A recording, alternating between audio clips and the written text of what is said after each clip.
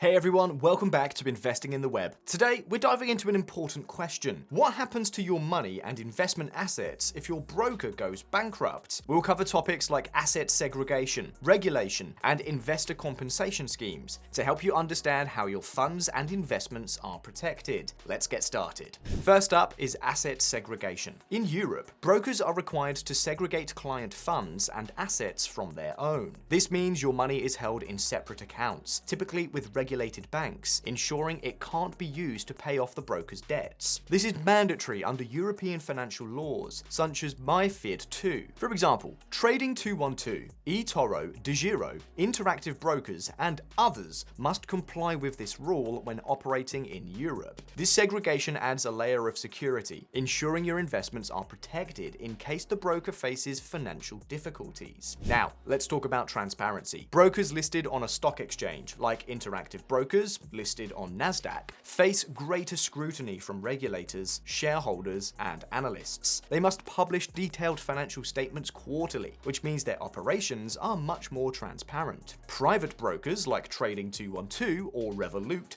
don't have the same obligations, making it harder to evaluate their financial stability. This doesn't mean they're unsafe, but it does mean you'll need to rely on regulatory oversight for confidence in their operations. Regulation plays a critical role in ensuring your money is safe. Brokers in Europe must be licensed by regulatory authorities, such as the FCA in the UK, BaFin in Germany, or CySEC in Cyprus. Reputable regulators like the FCA or ASIC in Australia are known for strict oversight, requiring brokers to meet rigorous standards for capital adequacy, client fund protection, and operational transparency. CySEC, while legitimate, is considered mid-tier. It provides fewer guarantees compared to top-tier regulators, but still enforces asset segregation and an investor compensation scheme. A key benefit of European regulation is the passporting rule. Once a broker is licensed in one European country, they can offer services across all EU member states. This simplifies cross-border trading, but means you should check which country regulates your broker. In Europe, the investor compensation scheme is another layer of protection. By law, brokers must participate in a compensation fund that covers clients up to a minimum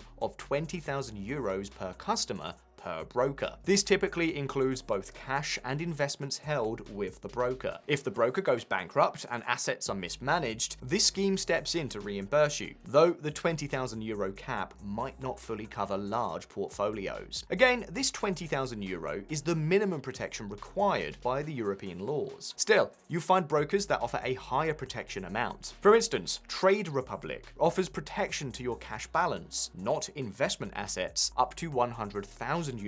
For the investment assets, the protection is still €20,000. Here's an overview of the regulation.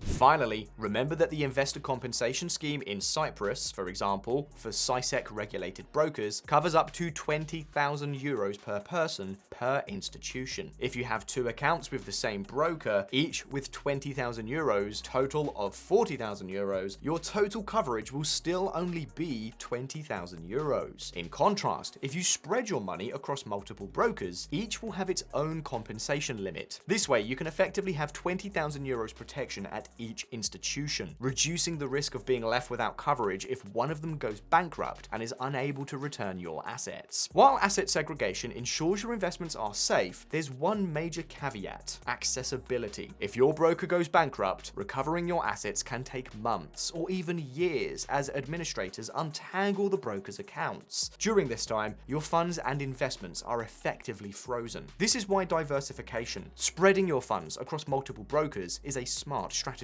Some brokers go a step further by offering private insurance. For example, Trading 212 has additional coverage through Lloyd's of London. This extends the protection beyond the €20,000 compensation scheme, giving you extra peace of mind. Check with your broker to see if they offer similar insurance. It's a great feature to look out for. So let's imagine that you open an account with Trading 212 through a subsidiary, Trading 212 Markets Limited, and decide to invest €25,000 in ETFs. 2 weeks later, Trading 212 declares bankruptcy and is unable to return your assets. The Cyprus Investor Compensation Fund would cover up to €20,000 per investor. In this case, you would lose €5,000. It is, however, important to note that in most cases, even if the company goes bankrupt, your assets would simply be transferred to another broker, thanks to asset segregation. In other words, the compensation fund should be a last resort that would be used in extreme cases, such as fraud. Furthermore, you need to verify under which entity you are opening an account. Trading 212, for instance, is regulated by 3 different entities, and for that reason, the protection also differs. Here are a few more tips to keep your investments safe. Diversify your brokers. Don't put all your eggs in one basket. Use multiple brokers to minimize risks, but do not do it blindly. For example, Trading 212 uses Interactive Brokers as a custodian. So if you only have 2 accounts, one in Trading 212 and another at Interactive Brokers, you are not fully diversified. Look for brokers with little connections to each, like DEGIRO and Saxo Bank, for example. Monitor regulatory changes. Stay informed about regulatory updates, as these can impact your broker's operations and protections. Understand terms and conditions. Read the fine print about how your funds are held and whether additional fees apply during insolvency proceedings. So, is your money safe if your broker goes bankrupt? Thanks to regulations like asset segregation, investor compensation schemes, and private insurance, your investments should be well protected. However, recovery could take time, and transparency levels vary across brokers. In the case of fraud, your assets could be at risk, and only the investor compensation funds would protect you. I hope this video has helped clarify how your funds are safeguarded. If you found this helpful, please give it a thumbs up, subscribe for more financial insights, and leave your questions in the comments below. Thanks for watching. Happy investing.